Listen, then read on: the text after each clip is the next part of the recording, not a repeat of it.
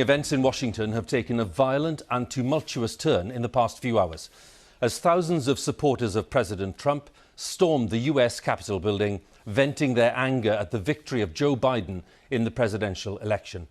They forced the evacuation and lockdown of Congress itself, where lawmakers were all set to approve the election result. Shortly before the clashes, President Trump had addressed his supporters near the White House, telling them that he would never accept defeat. Within the past hour, President-elect Biden called on Mr. Trump to tell his people to go home, and within minutes, that was indeed the message delivered from the White House. We'll be live on Capitol Hill shortly. First, we'll have this report by our North America editor, John Sopel. The peaceful transfer of power, the cornerstone of American democracy, seemed a highly abstract concept today, as Trump supporters clashed with police as they tried, and succeeded, to storm the Congress, where America's elected leaders had gathered to certify the election victory of Joe Biden. Earlier, in a rally outside the White House, Donald Trump encouraged his loyal base to fight to overturn the result of this bitterly contested election. We're going to walk down to the Capitol and we're going to cheer on our brave senators and congressmen and women. And we're probably not going to be cheering so much for some of them, because you'll never take back our country with weakness. You have to show strength and you have to be strong. Many of his supporters needing little encouragement to join the fight. We're here to support, if violence happens, it happens, but we're not going to start it. We're just here to defend ourselves. With blood. Yeah.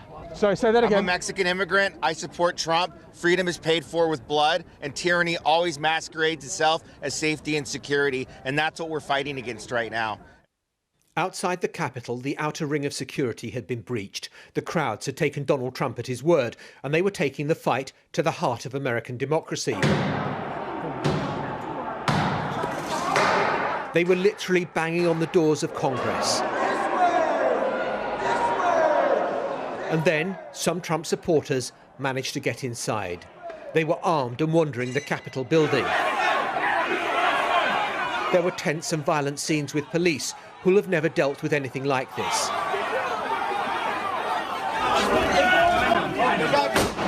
These pictures appear to show a woman protester being shot inside the Capitol building. A stretcher was sent in. She was later given CPR. A protester breached the inner sanctum of the chamber. The Vice President had to be removed to safety by his Secret Service detail. And then the joint session was adjourned. Earlier, the Republican Senate leader, for so long a loyal lieutenant of the president, turned on him with this withering assessment. If this election were overturned by mere allegations from the losing side, our democracy would enter a death spiral. We'd never see the whole nation accept an election again. Every 4 years would be a scramble for power at any cost. And the Vice President, who's officiating over this joint session and has shown Donald Trump near slavish loyalty, also said it was not his role to overturn the verdict of the people. My oath to support and defend the Constitution constrains me from claiming unilateral authority to decide which electoral votes should be counted. And he went on, the presidency belongs to the people and to them alone. And the president-elect has gone on television to warn that American democracy is under unprecedented assault, and he made this appeal.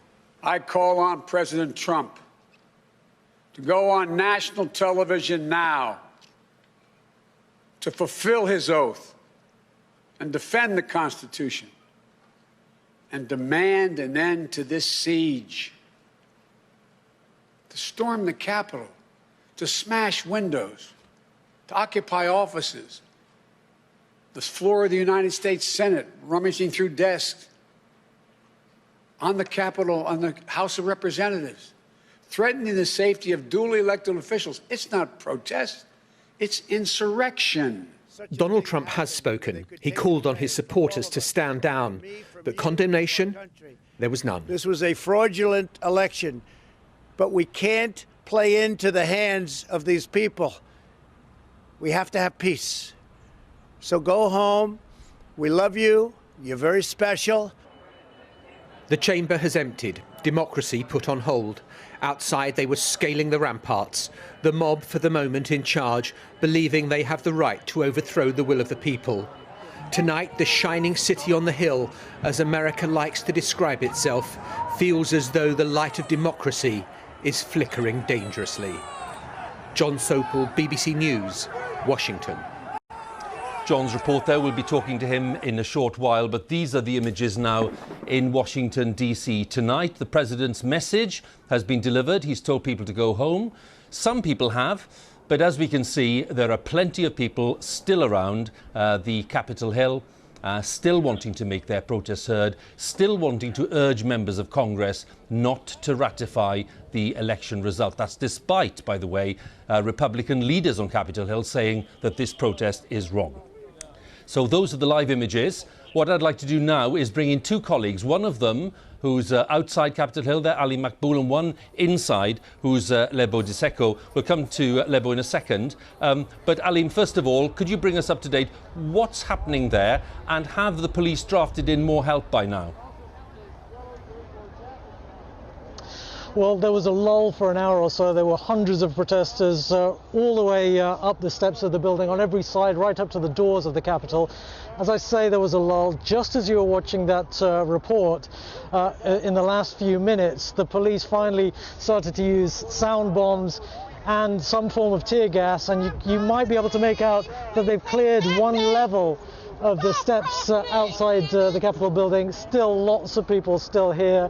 I was trying to get a sense through speaking to several of the people who stormed the building earlier whether this was something that was planned, and actually they said they were inspired by the words of the president who spoke earlier in the day to take back their country, and so they marched down here, but they saw that there was so little security. They said they felt it was easy to overwhelm that security, and they found themselves inside the building. They started knocking on doors. They entered into the chamber, but they said it hadn't been the plan, but they said they will continue to make their presence felt until the election result, they say, is overturned, in a bid to do what the man they follow is telling them to do, which is to take back their country. This is what they translate that to be.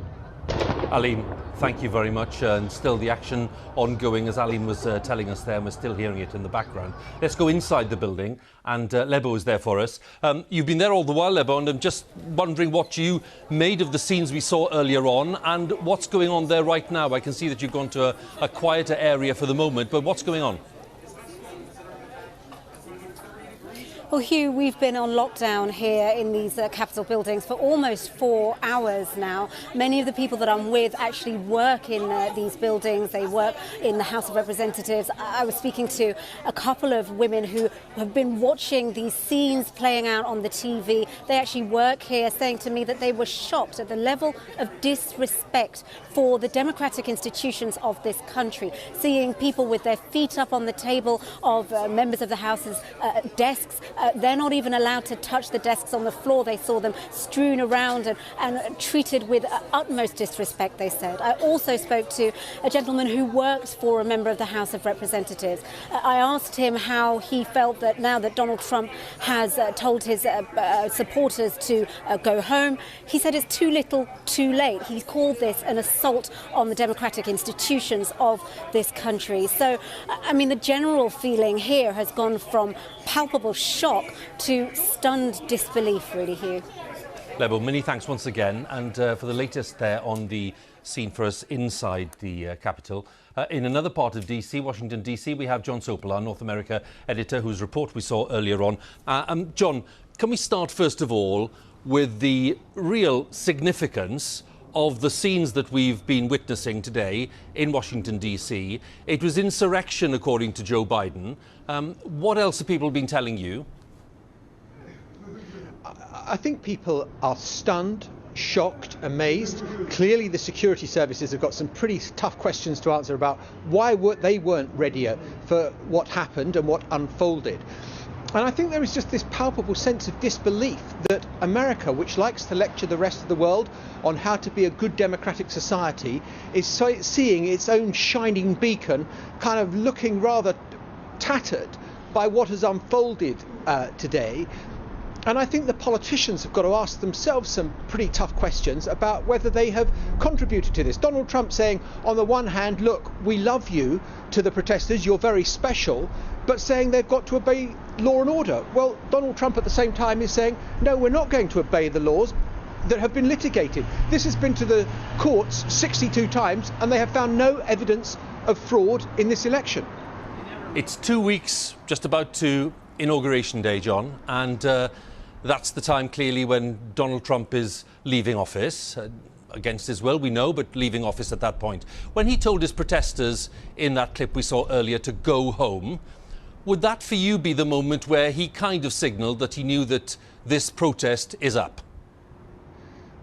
Well, that is what I think is the central contradiction of the Donald Trump message, which is you can't say we believe in law and order and we're asking you to fight and stay strong, which is what he said in his speech outside the White House earlier on today to all those supporters. And I was very struck by just how totally 100% those tens of thousands of people believe that the election was stolen, that Joe Biden is a Chinese puppet of the Communist Party, that the fraud has gone on a massive scale.